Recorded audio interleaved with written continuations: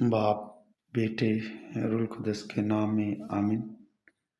मेरे अज़ीज़ों, आज साल के दौरान 10वां इतवार है। आए हम खुदावंद के ज़िंदा पाक कलाम में से आज की पहली तिलावत सुनते हैं। तकवीन की किताब उसका 3 बाब 9वीं आयत से 15वीं आयत तक। और खुदावंद खुदा ने आदमी को पुकारा और उसे कहा, तू कहाँ है? वो बोला, मैंने बाग में तेरी आवाज़ सुनी और डरा क्योंकि मैं नंगा हूँ और मैं छुप गया।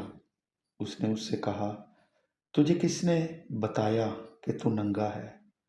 क्या तूने उस दरख्त का फल भी नहीं खाया जिसकी बाबत मैंने तुझे हुक्म दिया था कि इसे ना खाना? आदमी ने कहा कि जिस औरत को तूने मेरे साथ कर दिया उसने मुझे इस दरख्त का फल दिया और मैंने खाया। तब खुदा ने औरत से कहा कि तूने क्या किया? औरत बोली कि सांप ने मुझे बहकाया और मैंने खाया। और खुदा ने सांप से कहा, चूंकि तूने ये किया, मालूम है तू तमाम चरिंदों और दरिंदों में तू अपने पेट के बल चलेगा और अपनी जिंदगी के तमाम अयाम तू खाक चखेगा। मैं तेरे और औरत के दरमियान अदावत डालूंगा, बल्कि तेरी नस्ल और औरत की नस्ल के दरमियान वो तेरे सर को कुचलेगी और तुम उसकी एड़ी की ताक में रहेगा। खुदा का कलाम पढ़ा सुना जाना हम सब के लिए बाइस से बरकत हो। खुदा का शुक्र हो। आए मेरे अजीजों, आज की हम दूसरी तिलावत सुनते हैं जो करंथियों की कलीसिया के नाम पौलुस रसूल के दूसरे खत में से है। उसका 4 बाब 13वीं आयत से 5वें बाब की पहली आयत तक।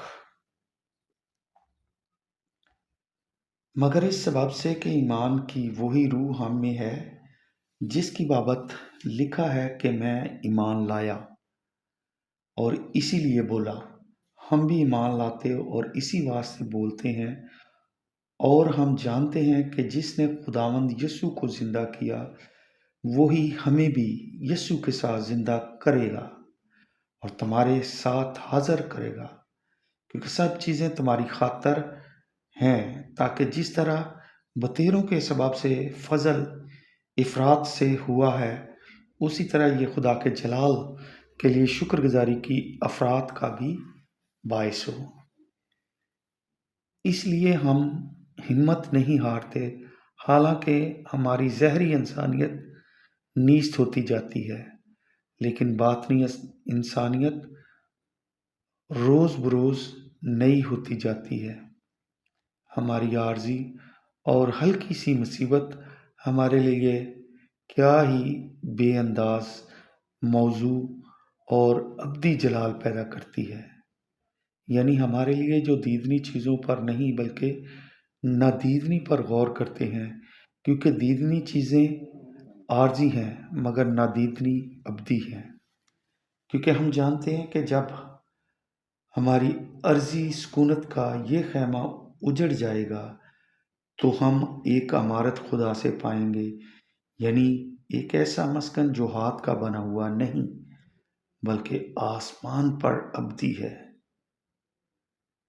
खुदा का कलाम पढ़ा और सुना जाना हम सब के लिए बाइस बरकत हो। खुदा का शुक्र हो। खुदा आपके साथ हो। अंजील मुकद्दस मरकज़ के मुताबिक ऐ खुदावन तेरी तमजीद हो, उसका 3 बाब और उसकी 20वीं आयत से 35वीं आयत तक। और वो एक घर में आए और इतना हजूम जमा हो गया कि वो रोटी भी ना खा सके। जब उसके मुतल्लिकीन ने ये सुना तो उसने उस पर काबू पाने निकले, क्योंकि कहते थे कि वो दीवाना हो गया है।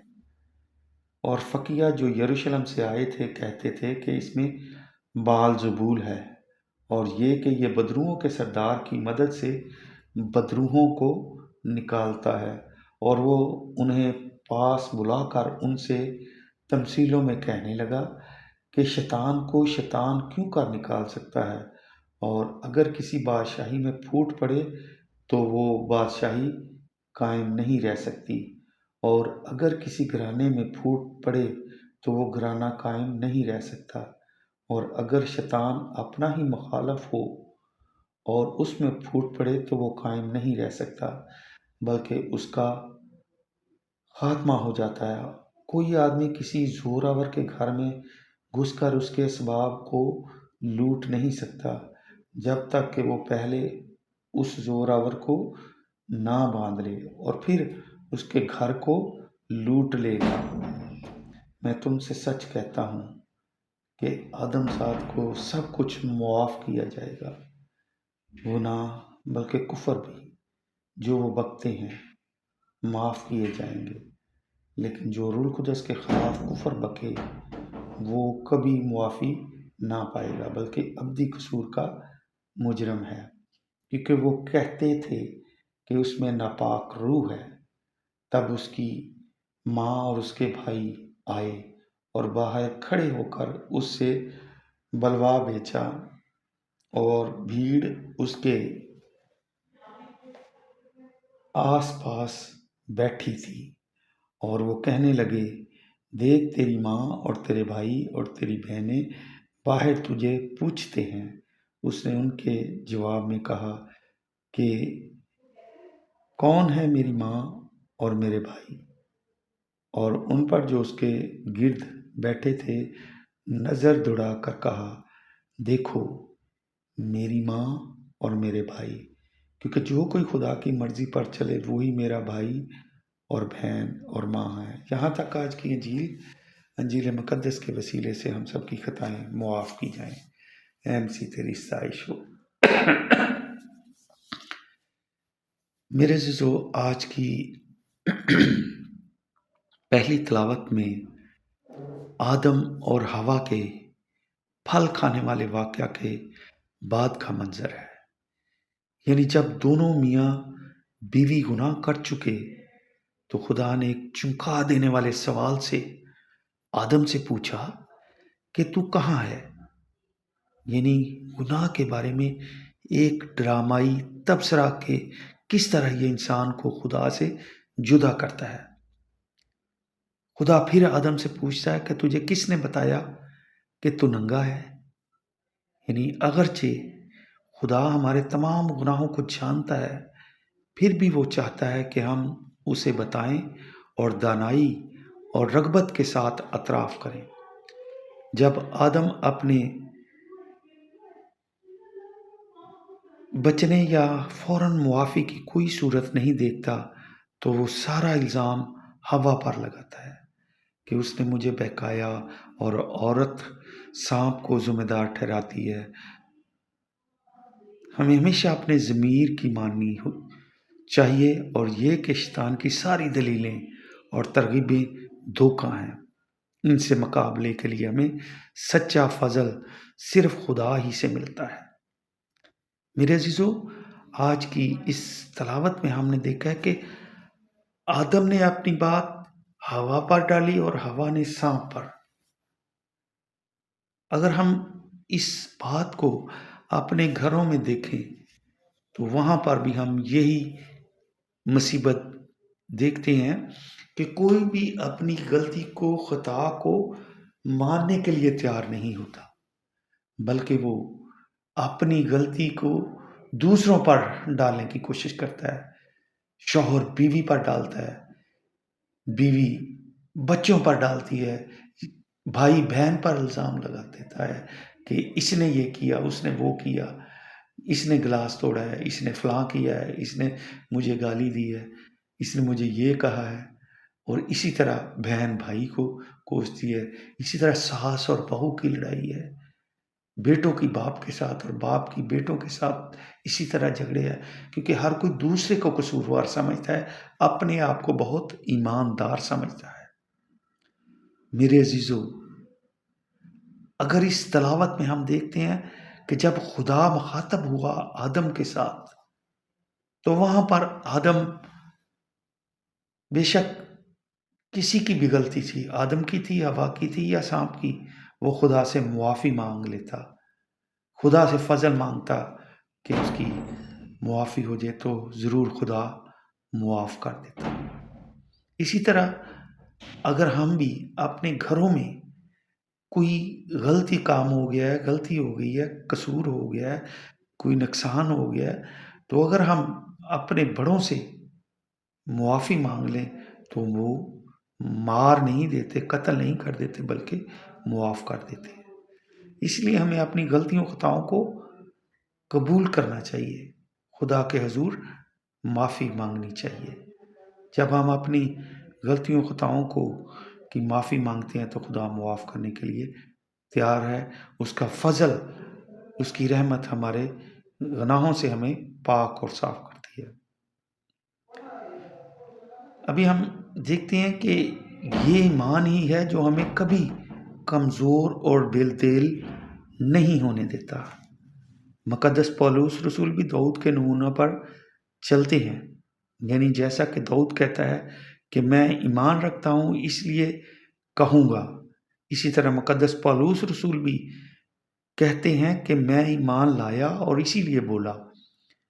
وہ ہمارے لیے بھی نمونہ چھوڑتا اور کہتا ہے کہ ہم بھی ایمان لاتے اور اسی لیے بولتے ہیں۔ اس طرح مردوں میں سے جی اٹھنے کی امید بھی ہمارے ایمان کو تقویت بخشتی ہے، کیونکہ ہماری یہ امید ٹھوس بنیادوں پر اپنا وجود رکھتی ہے کہ جس نے خدا یسوع مسیح کو زندہ کیا وہی ہمیں بھی یسوع کے ساتھ زندہ کرے گا۔ یہی امید ہمیں دکھ برداشت کرنے کا بڑا حوصلہ دیتی ہے، کیونکہ ہم جانتے ہیں کہ جب ہماری عرضی سکونت کا یہ خیمہ اجڑ جائے گا تو ہم خدا سے ایک عمارت پائیں گے، ایک ایسا مسکن جو ہاتھ کا بنا ہوا نہیں بلکہ آسمان پر ابدی ہے۔ آج کی انجیل مقدس کی تلاوت میں خدا یسوع مسیح کا ہیکل میں فقیہ سے سامنا ہوتا ہے۔ ان کا مقصد مسیح کی تعلیم میں خلل ڈالنا تھا۔ وہ خداوند کے بدروحوں کو نکالنے کو رد نہیں کر سکتے تھے، لہٰذا انہوں نے یہ مشورہ یہ مشہور کر دیا کہ اس میں بدروح ہے اور یہ بدروحوں کو بال زبول کی مدد سے نکالتا ہے۔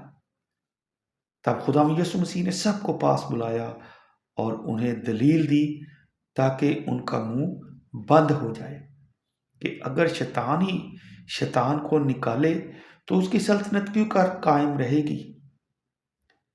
میرے عزیزو، خداوند یہ بھی کہتا ہے کہ انسان کے تمام گناہ اور خطائیں معاف کی جائیں گی، البتہ روح القدس کے خلاف کیا گیا گناہ کبھی معاف نہ ہوگا، کیونکہ وہ خدا یسوع مسیح کے اندر بدروح تصور کرتے تھے، حالانکہ وہ تو حقیقتاً پاک روح کا مسکن ہے۔ میرے عزیزو، یہ تلاوتیں ہمیں نئی امید اور ایمان کی مضبوطی بخشتی ہیں۔ پہلی تلاوت میں خدا کے نجات کے منصوبے کا آغاز ہوتا ہے۔ دوسری تلاوت میں پولس رسول کرنتھیوں کے خط میں ہمیں نئی زندگی اور نئی روح اور ایک نئے مسکن کی خوشخبری دیتے ہیں۔ اسی طرح آج کی انجیل مقدس میں خدا یسوع مسیح کا مافوق الفطرت چیزوں پر اختیار ہمیں اپنے خدا یسوع میں ایمان کی پختگی بخشتا ہے۔ خدا ہم سب کو اپنا کلام پڑھنے، سننے اور اس پر ایمان کی پختگی عطا فرمائے اور ہمیں اس کلام پر عمل کرنے کی توفیق عطا فرمائے۔ آمین۔ خدا ہم سب کو برکت دے۔ آمین۔ آئیں ہم مل کر وہی دعا کریں جو خدا یسوع مسیح نے خود ہمیں سکھائی ہے۔ اے ہمارے باپ، تو جو آسمان پر ہے، تیرا نام پاک مانا جائے، تیری بادشاہی آئے، تیری مرضی جیسے آسمان پر پوری ہوتی ہے زمین پر بھی ہو۔ ہمارے روز کی روٹی آج ہمیں دے، اور جس طرح ہم اپنے قصورواروں کو معاف کرتے ہیں تو ہمارے قصور ہمیں معاف کر، ہمیں آزمائش میں نہ پڑنے دے بلکہ برائی سے بچا، کیونکہ بادشاہت، قدرت اور جلال ہمیشہ تیرا ہے، آمین۔ سلام مریم، پرفضل خدا تیرے ساتھ ہے، تو عورتوں میں سے مبارک ہے، مبارک ہے تیرے پیٹ کا پھل یسوع۔ اے مقدسہ مریم، خدا کی ماں، ہم گنہگاروں کے واسطے دعا کر، اب اور ہماری موت کے وقت، آمین۔ جلال باپ، بیٹے اور روح القدس کا ہو، جیسا کہ ابتدا میں تھا، اب ہے اور ہمیشہ ہوگا، آمین۔ تمام مرحوم ایمانداروں کی روحیں اور صدیق مسیح، حنیفہ بی بی اور پاسٹر یوحنا صدیق کی روح خداوند کی رحمت سے آرام میں رہے، آمین۔ خداوند آپ کے ساتھ ہو، خدا کریم کی رحمت اور حفاظت میں ہم تمہیں سونپتے ہیں۔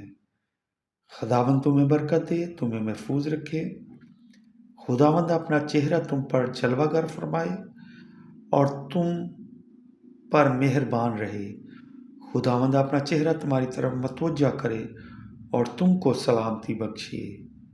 عبادت ہو چکی، صلح اور سلامتی میں رہیں اور خداوند کی خوشخبری دوسروں تک پہنچائیں، آمین۔